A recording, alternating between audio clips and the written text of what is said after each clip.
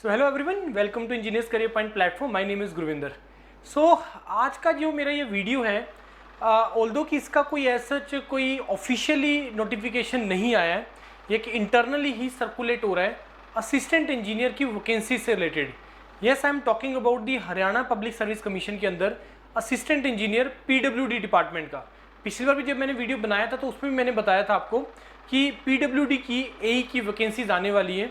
Although कि ये जो फिगर अभी ये जो सर्कुलेट हो रहा है, ये जो सर्कुलेशन तो नहीं मैं बोलूँगा, एक डिस्ट्रीब्यूशन है वैकेंसीज़ का, ये जो सर्कुलेट हो रहा है इसमें जो नंबर ऑफ वैकेंसीज है उस फिगर से कम है जो मैंने आपको बताया था।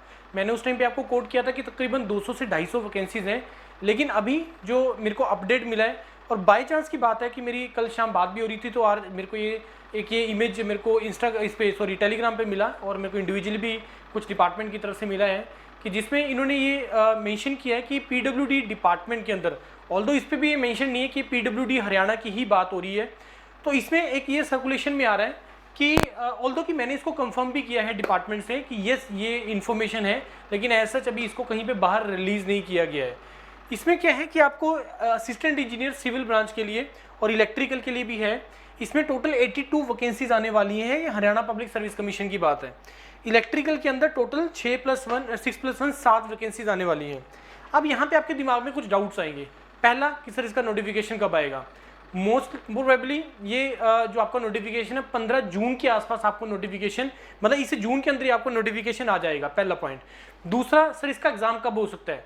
इसका एग्जाम जो प्रपोज्ड है वो हरियाणा में इलेक्शन से पहले हो जाएगा। तीसरा कि सर जैसे मैंने आपको पिछली बार भी बताया था कि क्या इसका मर्जिंग हो सकता है इरिगेशन के एग्जाम के साथ, उसके चांसेस बहुत कम हैं, ये सेपरेट एग्जाम होगा। तो इरिगेशन का जो एग्जाम है जो आपका सेपरेट ही होगा और वो पुराने पैटर्न पे ही होगा, प्रीलिम्स होगा, ऑब्जेक्टिव, मेंस होगा, subjective, then the interview will be there. और इस एग्जाम का जो पैटर्न है मोर और लेस प्रीलिम्स और मेंस ही रहेगा, और प्रीलिम में ऑब्जेक्टिव रहेगा और मेंस आपका जो है प्रीलिम्स में ऑब्जेक्टिव रहेगा और आपका तीसरा सेकंड कंपोनेंट वो इंटरव्यू रहेगा। मैं इसको करेक्ट कर रहा हूँ, मैंने इसको थोड़ा रॉन्ग बोल दिया कि ये वाले जो एग्जाम का पैटर्न रहेगा वो प्रीलिम्स रहेगा और इंटरव्यू रहेगा, मतलब रिटन प्लस इंटरव्यू। तो आपका रिटन में आपका जो पार्ट है इसमें ऑब्जेक्टिव रहेगा और उसके बाद आपका इंटरव्यू रहेगा।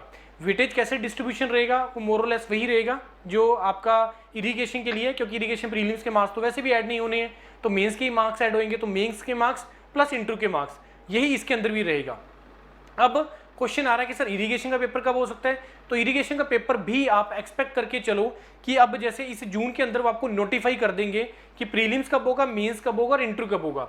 और इस पर्टिकुलर के लिए क्योंकि इसमें एक ही राउंड होना है, रिटर्न ही होना और उसके बाद इंटरव्यू होना, तो इसके तो रिक्रूटमेंट के कंप्लीट होने के जो चांसेस है वो आपके हरियाणा के इलेक्शन से पहले हैं। तो अब गियरअप कर लो अपने आप को, प्रिपरेशन स्टार्ट कर दीजिए। बहुत सारा स्टूडेंट्स ऑलरेडी जुड़ा हुआ है एचपीएससी की इरिगेशन की प्रिपरेशन उससे रिलेटेड, बहुत अच्छे तरीके से उसका प्रिपरेशन चल भी रहा है।